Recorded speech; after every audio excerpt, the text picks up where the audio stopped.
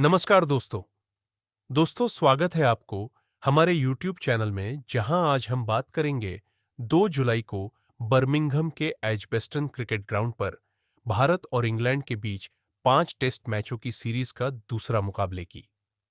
दोस्तों, ये एक ऐसा दिन था जिसने क्रिकेट प्रेमियों को रोमांचित कर दिया। भारतीय बल्लेबाजों ने अपनी तकनीक, धैर्य और आक्रामकता का शानदार प्रदर्शन किया। पहले दिन का खेल समाप्त होने तक भारत ने 85 ओवरों में 5 विकेट के नुकसान पर 310 रन बनाए। इस स्कोर में कप्तान शुभमन गिल की नाबाद 114 रनों की शतकीय पारी, यशस्वी जायसवाल की 87 रनों की ताबड़तोड़ पारी और रविंद्र जडेजा की नाबाद 41 रनों की पारी शामिल थी।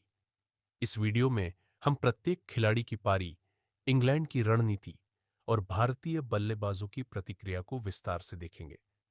लेकिन इससे पहले आप हमारे चैनल पर नए हैं तो चैनल को सब्सक्राइब करें और वीडियो पसंद आए तो वीडियो को लाइक अवश्य करें। भारत की पारी की शुरुआत सलामी बल्लेबाज यशस्वी जायसवाल और केएल राहुल ने की, लेकिन पारी की तीसरी ही गेंद पर क्रिस वोक्स ने राहुल को बोल्ड कर भारत को शुरुआती झटका दिया। राहुल मात्र 2 रन बनाकर पवेलियन लौटे और स्कोरबोर्ड पर 0-1 था।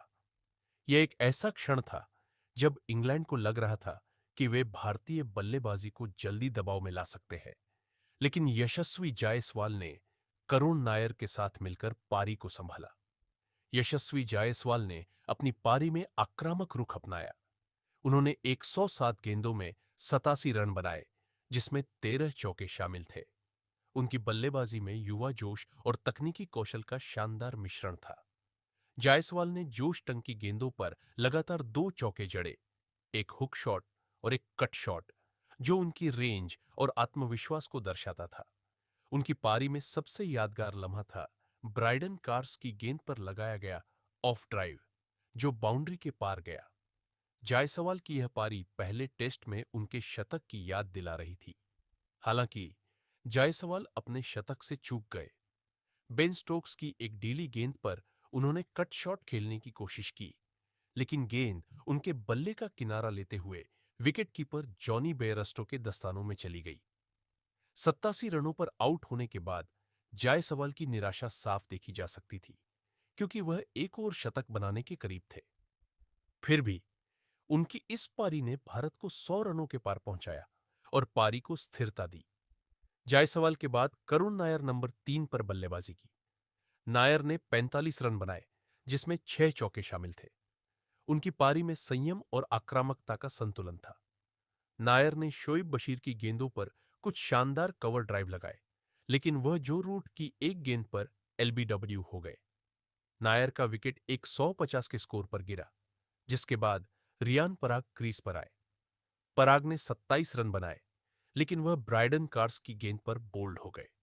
इन दोनों बल्लेबाजों ने भारत को मध्य क्रम में स्थिरता दी, लेकिन उनकी पारियां लंबी नहीं चल सकी। शुभमन गिल, जो इस सीरीज में कप्तानी कर रहे हैं, नंबर 4 पर बल्लेबाजी की और एक ऐसी पारी खेली जिसने भारतीय पारी को मजबूती दी। गिल ने 216 गेंदों में नाबाद 114 रन बनाए, जिसमें 12 चौके शामिल थे। यह उनका 7वां टेस्ट शतक था और इस सीरीज में दूसरा। गिल की बल्लेबाजी में धैर्य, तकनीक और आक्रामकता का शानदार मिश्रण था। उन्होंने इंग्लैंड के तेज गेंदबाजों क्रिस वॉक्स, जोश टंग और ब्राइडन कार्स के खिलाफ सावधानी बरती, लेकिन मौका मिलने पर शानदार शॉट्स खेले। गिल की पारी का एक महत्वपूर्ण पहलू उनकी रक्षात्मक तकनीक थी। रवि शास्त्री ने कमेंट्री के दौरान कहा, शुभमन गिल ने अपनी रक्षा पर बहुत मेहनत की है। उनकी फुटवर्क और गेंद को पढ़ने की क्षमता शानदार है। गिल ने शोएब बशीर की गेंदों पर लगातार 2 स्वीप शॉट्स लगाकर अपना शतक पूरा किया, जिसके बाद दर्शकों ने तालियों से उनका स्वागत किया। गिल की यह पारी न केवल उनकी बल्लेबाजी कौशल को दर्शाती थी, बल्कि उनकी कप्तानी की जिम्मेदारी को भी उजागर करती थी। जब भारत का स्कोर 211-5 था, तब रविंद्र जडेजा क्रीज पर आए। यह एक ऐसा क्षण था जब भारत को एक स्थिर साझेदारी की जरूरत थी। जडेजा ने 67 गेंदों में नाबाद 41 रन बनाए, जिसमें 5 चौके शामिल थे। उनकी पारी में कोई जल्दबाजी नहीं थी। जडेजा ने अपनी खास शैली में खेलते हुए इंग्लैंड के गेंदबाजों को परेशान किया। उनकी बल्लेबाजी में नरम हाथों और चतुराई भरे शॉट्स का उपयोग देखने लायक था। गिल के साथ उनकी 99 रनों की नाबाद साझेदारी ने भारत को दिन के अंत में 310 रनों तक पहुंचाया। जडेजा की यह पारी उनकी विदेशी टेस्ट मैचों में बल्लेबाजी की विश्वसनीयता को और मजबूत करती है। उन्होंने स्पिनरों के खिलाफ स्वीप और रिवर्स स्वीप शॉट्स खेले, जबकि तेज गेंदबाजों के खिलाफ डिफेंसिव तकनीक अपनाई। उनकी यह पारी भारत के लिए महत्वपूर्ण थी, क्योंकि यह सुनिश्चित करती थी कि इंग्लैंड को दिन के अंत में कोई और विकेट नहीं मिला। इंग्लैंड की गेंदबाजी में क्रिस वॉक्स सबसे प्रभावी रहे, जिन्होंने 2 विकेट लिए। उन्होंने केएल राहुल को बोल्ड किया और नीतीश रेड्डी को आउट किया। बेन स्टोक्स, ब्राइडन कार्स और शोएब बशीर ने एक एक विकेट लिया।